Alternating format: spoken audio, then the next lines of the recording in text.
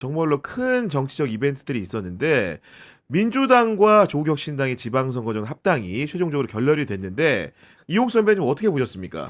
뭐 이게 뭐 찬성하시는 분도 있고 반대하시는 분도 있지만 어쨌든 지금 상황에서는 예견된 수순이 아니었나. 저도 처음에 사실 이 얘기를 처음 들은 게 이제 부장 회의할 때 저는 이제 신문사에서 정치부장이 보고를 해 사실 저도 제 귀를 의심하고 이게 이 시점에서 이런 생각을 했었어요. 그래서 이제 큰 틀에서 합당은 이제 원래 원칙적인 얘기였기 때문에 뭐 틀리지 않다고 생각을 하지만 지금 시기와 그 방법 그렇습니다. 그다음에 시기 이게 좀 어긋났다는 게 이제 대다수 그 민주당 지지층 분들의 생각이었던 것 같고 민주당 의원들의 생각이었던 것 같아요. 그래서 저도 그거 보면서 딱 든 생각이 처음에 그러면 지방선거 앞두고 합당을 하면 지방선거 그 출마자들 구획 정리는 어떻게 할 건가. 그리고 이거 아무 정보 없이 그때 그 생각부터 들었어요. 그리고 이 저기 최고위원들하고 얘기를 한 건가. 근데 그동안 이제 정청래 대표가 약간 좀 마일리지를 쌓아왔잖아요. 뭐 1인 1표제에서부터 해서 이렇게 쌓아오니까 이것도 느닷없는 건가 하는 생각이 딱 들면서 이제 나와서 부장회의 나와서 뉴스를 좀 봤죠. 봤더니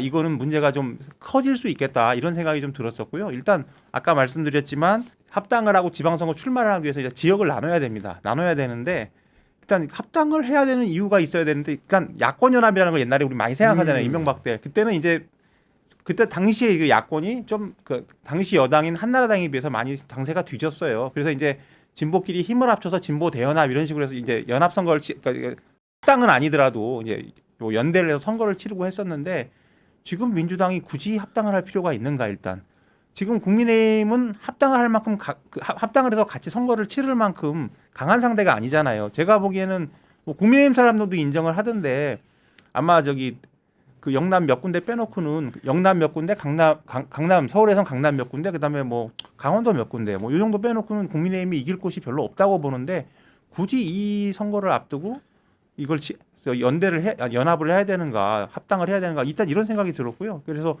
당장 이 현장에서의 혼란은 어떻게 할 건가, 그렇게 생각이 우선 들었습니다. 그리고 그 다음에 이제 뉴스를 보니까 이런 뉴스가 나오는 거예요.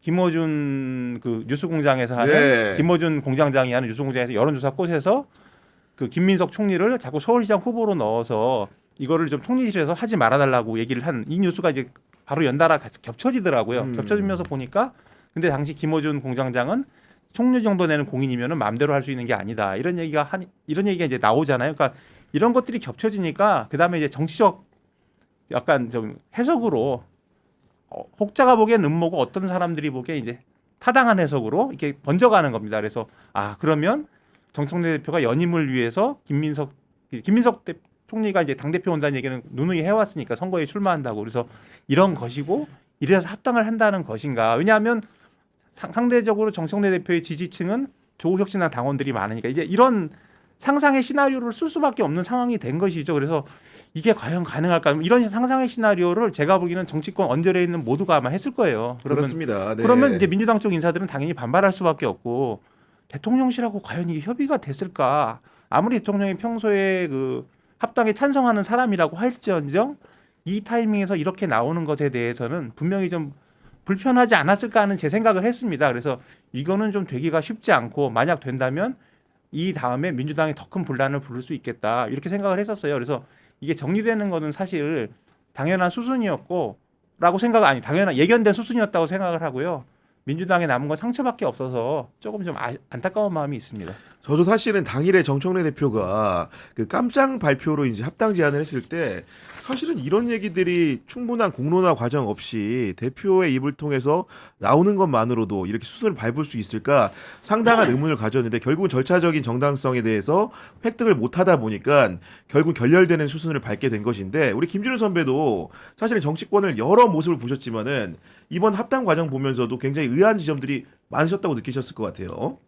지금 이용욱 기자가 뭐 거의 이야기를 해주셨는데 그냥 그런 것 같아요. 그러니까 이게 뭐 합당 같은 게 사실 되게 중요한 뭐 일이잖아요. 이런 거를 기본적으로 뭐 내부 소통도 별로 없이 진행을 하고 그 와중에 이제 사실 명분은 있었는데 그거를 이제 축적해 나가는 과정에서 이 정청래 대표를 비롯한 뭐 당권파라고 하는 쪽에서는 그냥 일반론적인 이야기만 했잖아요. 합당하면 좋다. 그런데 이제 지금 이용욱 기자 얘기했듯이 사람들이 묻고 있는 거는 지금 왜 뭘 위해라는 질문들을 계속 던지는데 거기에 대해서 구체적인 답변들을 내놓지를 못하고 뭐 그리고 초기에 무슨 뭐 뭐 몇 퍼센트가 합치면 이긴다라든가 그 무슨 이렇게 격전지에서 그런 이야기를 하고 있으니까 계속 이게 그 의문이 해소되지 않으니까 이게 결국에는 이호국 기자가 말했던 것처럼 이게 뭐 연임을 추진하려고 그런 거 아니냐라는 의심들이 퍼졌고 그리고 또 하나 제가 좀 보는 게 이게 이른바 이게 8개월째 맞은 여당이잖아요. 집권 8개월째. 집권 8개월째 맞은 여당이 지금 이거를 하느라 지금 어떻게 보면 이게 지금 정리가 된 게 한 3주 정도 걸렸는데 3주 동안 이걸 도대체 정리를 못하고 이렇게 이런 리더십 보여주는 게 진짜 여당의 모습이 맞냐라는 생각이 좀 들었고 그리고 이게 사실 뭐 이재명 대통령이 뭐 올해를 이제 뭐 대도약 원년인가요? 뭐 선포를 하고 사실 뭐 기본적으로 뭐 내란 청산도 있지만 경제 회복이라든가 지금 뭐 관세 협상 파고도 높고 지금 부동산 문제라든가 이 전력을 투구하는 상황인데 이 집권 여당이 이걸 뒷받침해도 모자랄 상황에서 이렇게 이런 식으로 분열돼 있는 걸 보면 뭐 이거는 다 뭐 당원이나 지지자뿐만 아니라 그냥 이 정치 무관심한 사람들이라든가 뭐 무당파층에서 봤을 때도 도대체 왜 저럴까라는 이 깝깝한 마음이라든가 어떻게 보면 좀 이렇게 안타까운 마음들이 들었을 것 같고 그리고 이제 계속 이야기하는 게 그 이야기잖아요. 이게 어떻게 보면 정 대표에 대한 의심들이 계속 쌓여왔던 것들이 있잖아요. 이게 뭐 그때 이제 합당 발표하는 날도 이제 이른바 코스피 5천 찍는 날이었잖아요. 그리고 이제 정 대표가 보면 대통령 해외 순방이라든가 주요 이벤트가 있을 때마다 보면 뭔가 이렇게 시선을 분산시키는 걸 해서 뭐 이게 일본어 비속어라고 좀 쓰긴 좀 그러는데 이재명 대통령 하는 일이 뭐 겐세이 놓는 거 아니냐 뭐 이런 의심들이 있잖아요. 그래서 네. 이런 빌미를 준 측면이 있으니까 그걸 본인이 리더십을 가지고 설득하고 돌파해내지 못하니까 계속 의심들이 쌓여가는 거죠. 결국 김지훈 선배 말씀해 주신 것처럼 정청래 대표가 집권 여당의 대표로서 온전하게 이재명 정부의 국정 운영 성과를 위해서 뒷받침을 잘 하고 있는 것이냐. 특히나 이제 이런 의심들이 좀 있었는데 결절점이 된 게 기본적으로 합당 문제 자체가 청와대와 충분한 수기 끝에 나온 것이냐, 지도부와 충분한 상의 끝에 나온 것이냐 이런 문제에 대해서 충분한 답변을 주지 못함으로써 뭔가 불신감이 팽배해졌고 결론적으로는 이 일을 통해서 가장 상처받은 사람은 이 합당 제안을 했던 정청래 대표로 보이는데 정청래 대표에 대해서는 좀 어떻게 생각하십니까? 집권 여당이 몸조심하느라고 되게 조용한데 만약 좀 옛날 제가 이제 열린우리당으로 반추해 보면 이번 일을 보면서 열린우리당 생각을 참 많이 했는데요. 아마 당장 지금 뭐 사단이 났을 경우고요. 일단 보면은 이제 민주당에서 어떻게든지 안간힘을 써서 덮어보려고 해요. 그래서 지방선거위에 합당을 논의하기로 했다. 뭐 합당을 추진하기 위한 위원회를 기구도 출발한다. 만들고. 이건 사실 제가 보기엔 이 상황을 덮기 위한 것이지 실제로 이게 굴러갈지는 잘 모르겠어요. 왜냐하면 일단 합당을 한다고 하지만 지방선거 뒤에 8월에 전당대회입니다. 그럼 그 가운데 뭐를 할 수 있을까? 그리고 오히려 지금 이 과정에서 합당이 왜 안 되는지에 대한 반대 여론은 엄청나게 커졌어요. 당에서. 그렇기 때문에 정청래 대표 입장에서는 곤혹스러울 것이고 또 하나는 이제 그동안은 보면 그 친명계 의원들이 사실 많잖아요. 대부분이 다 친명계 의원들이고 아마 지난 그 총선 공천이나 이런 과정에서 이제 거의 대부분 이제 친문 의원이라는 사람들이 거의 남아 있지 않을 정도로 물갈이가 된 상황인데 친명 의원들이 지금까지는 이제 정청래 대표 하는 거를 비판을 산발적으로 여기저기서 했지만 그거를 막 집단 행동하고 이러지는 않았단 말이에요. 근데 이번에 보면서 이제 뭐 이재명 대통령 사건 공소 취소와 국정조사 추진을 위한 의원 모임 뭐 70명이 넘게 모였다는데 이건 이제 세력화가 된 겁니다. 그럼 이 세력화 자체가 정청래 대표가 앞으로 어떻게 하는지 지켜보겠고 앞으로 계속 이런 식으로 딴지를 놓으면 가만히 있지 않겠다는 제동을 걸겠다. 이거 약간의 저 위력 시위 같은 느낌이 위력 시위라는 표현은 좀 부적절하지 어쨌든 그런 어떤 그 결집력을 보여주기 때문에 정청래 대표 입장에서 쉽지 않죠. 그리고 근본적으로 이재명 대통령이 이제 아직 1년도 안 됐잖아요. 그럼 대통령 힘이 엄청 셉니다. 센데 언제까지 거스를 수 있을까? 제가 보기에는 그냥 청와대가 당무 개입이 안 되니까 그냥 속으로 가슴앓이를 했을 것인데 아마 이번 일을 계기로 청와대가 안 그래도 이제 뭐 이 일로 이제 정청래 대표는 좀 많이 어려워진 상황이 아닌가 그래서 이걸 본인이 슬기롭게 극복을 하려면 여하튼 좀 청와대하고 발을 맞추면서 자기 정치적 그 생각과 이런 것들을 조금 좀 슬로우하게 갈 필요가 있지 않을까. 그리고 이제 또 하나 뭐 민감한 얘기지만 짚고 넘어가면 정청래 대표를 그동안 든든하게 지지했던 사람이 김어준 공장장이잖아요. 근데 김어준 공장장은 사실 여권에서 엄청난 위력을 가진 사람이고 근데 이번에 김어준 공장장도 사실 이 합당을 지지하고 하는 과정에서 꽤 상처를 입었다고 저는 생각을 해요. 그럼 이제 정청래 대표 입장에서는 자기의 어떤 든든한 뒷배가 사라진 거죠. 그러니까 정청래 대표는 힘들 거예요. 힘든데 이제 이거를 뭐 이렇게 나 안 해 이런 게 아니라 이게 좀 본인이 성찰하면서 자기를 돌아볼 필요가 있다. 뭐 이 정도로 네. 좀 말씀을 드리겠습니다. 그러니까 정말 액면 그대로 정청래 대표는 상처를 받은 게 맞는 것 같고 심지어는 그 전달자 역할을 하면서 뭔가 조정자 역할을 하려고 했던 김어준 공장장이 입은 피해도 적지 않은 것으로 보이는데 사실은 합당 제안을 받은 조국혁신당의 조국 대표 같은 경우에는 어떤 의미에서는 본인이 제안을 한 사안도 아니고 여당의 제안을 받고 수동적으로 결정하는 입장에서 정치적으로 어떻게 보면 의문의 일패를 당했다고 해야 될까요? 그런 느낌이 좀 들거든요. 뭐 그렇죠. 그런데 이 사실은 이게 뭐 그 합당에 반대 내지는 합당에 의문을 포했던 사람들 중에서 나왔던 얘기들이 이 조국 이른바 혁신당 지금 다 찌그러져 가고 있는데 무슨 왜 그 손 내미냐라는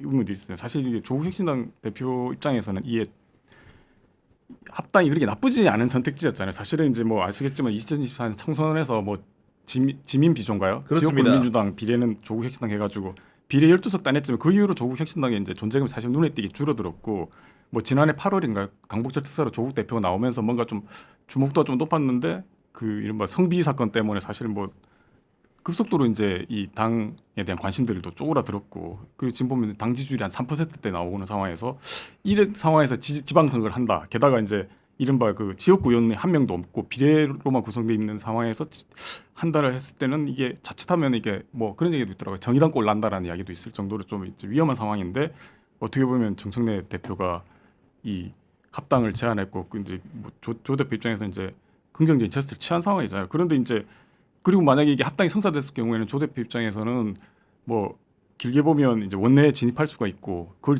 기반 삼아서 이제 뭐 이른바 뭐 대권 도전도 한번 생각을 해볼 수 있는 상황인데 지금 이 당에서 원체 민주당 쪽에서 분란이 많이 났고 그 와중에서 뭐 사실 조국 혁신당을 향해서 좀 심한 말도 많이 했잖아요. 그런 상황에서 자기들이 합당의 당사자인데 마치 이게 이 당대당으로 합당을 하는데도 불구하고 마치 흑수 합당 당하는 사람들처럼 일방적으로 다가오고 있는 상황, 맞을 대로 맞은 상황에서 정작 이 결과는 일단 멈춤이라고 돼 있지만 아까 이용욱 기자 말했던 것처럼 8월 이후 될 수 있을까? 그런 네. 얘기가 나오는 거잖아요. 그런 상황이니까 아마 조 대표 입장에서는 쉽지 않은 것 같고 그래서 당장 이제 어떻게 보면 지방선거에 다시 출발점에 다시 선 상황인데 아까 말씀드렸던 것처럼 이제 쉽지 않은 상황이죠. 지금 이 상황에서는. 그래서 이제 아마 뭐 민주당하고 뭐 선거연대라든가 뭔가를 가지고 지금 계속 협상을 할 것 같은데 그 과정에서 과연 스무스하게 넘어갈 수 있을지 아니면 또 기본적으로 뭐 이 호남이라든가 이런 거 두고는 조국 혁신당 입장에서는 뭐 내줄 수 없다는 입장이 되게 강하잖아요. 네. 그럴 경우에는 자칫하면 이제 이후에 합당했을 경우를 대비해서 몸값을 올리기 위해서라도 지금 뭔가 지방선거 과정에서 의미 있는 성적을 내야 되니까 그 과정에서 뭐 양당이 엄청 뭐 피터지게 싸우는 상황이 발생할 수도 있는 거죠. 아니 맞물려서 실제로 이제 조국혁신당의 그 정춘생 최고위원이 그러니까 이런 얘기를 했습니다. 민주당의 귀책 사유로 국회의원 재보궐선거가 이뤄지는 지역 같은 경우에는 민주당이 무공천을 해야 된다 이런 얘기를 하니까 바로 맞물리는 얘기가 조국 대표가 원내 진출을 이번에 해야 되는데 그러면 그런 자리를 뭔가 민주당에게 양보를 요구하는 게 아니냐라는 그런 해석도 덧붙는 거거든요. 그렇죠. 그러니까 당내에서 그러니까 민주당 당내에서는 당장 이거 선거연대 자체를 지금 부정적으로 이야기하는 사람들이 생기잖아요. 저 봐라, 저기 당장 뭐 이렇게 지분 요구하고 나섰다. 거꾸로 생각하면 조국 혁신당의 입장이 어떠냐 그런 얘기 있잖아요. 조국 혁신당 지방선거랑 맞물려가지고 재보궐선거까지 해서 최고의 목표는 조국 대표의 원내 입성이다. 그러니까 그 원내 입성을 이뤄내기 위해서는 어떤 식으로든지 간에 지금 뭔가 받아야 되는 거니까. 네. 근데 민주당 쪽에서 지금 이번 과정에서 드러난 게 조국 대표에 대한 비토 여론도 만만치 않다는 게 드러났잖아요. 그걸 내주는 순간 또 당원들이나 지지자들이 그러니까 어떤 반응을 어떤 할지. 식으로 할지는 좀 봐야 되지 네. 않을까 싶습니다.